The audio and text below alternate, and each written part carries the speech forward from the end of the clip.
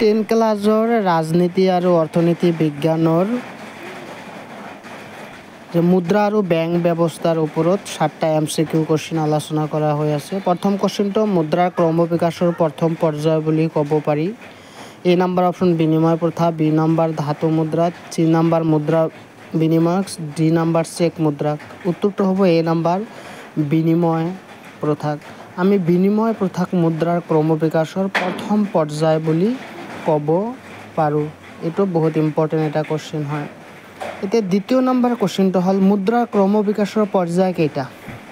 A number 2টা, B number 3টা, C number 6টা আৰু D নম্বৰ 5টা।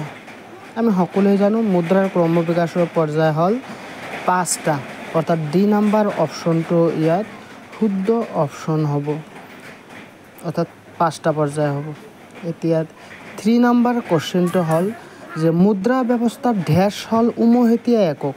A নম্বৰ হ'ল বিনিময়, B নম্বৰ হ'ল টকা, C নম্বৰ হ'ল চেক, D নম্বৰ হ'ল ৰূপ অৰ্থাৎ ৰূপা।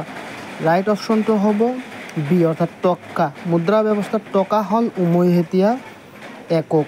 টকাৰ পৰিৱৰ্তে মুদ্ৰা থাকিলে মুদ্ৰা হ'ল হয়। এতিয়া নেক্সট 4 নম্বৰ কোশ্চেন হ'ল ডেছ হ'ল সামগ্ৰীৰ মূল্যৰ ভাণ্ডাৰ।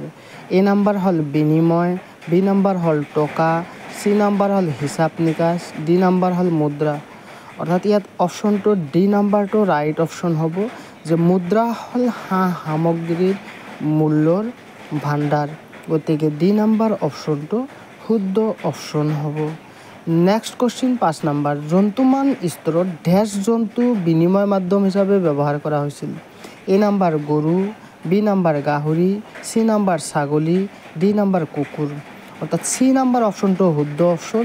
ছাগলীক জন্তুক বিনিময় মাধ্যম হিচাপে ব্যৱহাৰ কৰা হৈছিল, কাৰণ ছাগলী আকাৰত সৰু আছিল, বিনিময় কৰাত অলপ সুবিধা আছিল।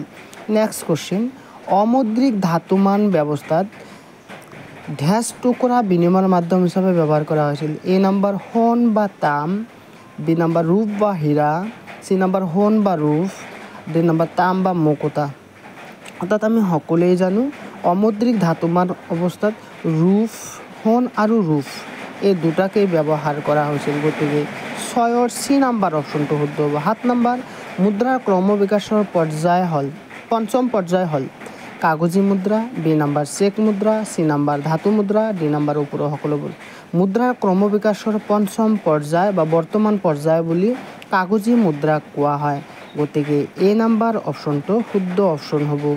কাগজী মুদ্ৰা ভেৰি ইম্পৰ্টেণ্ট কোশ্চেন আৰু নেক্সট কোশ্চেন পাবলৈ চাই থাকে।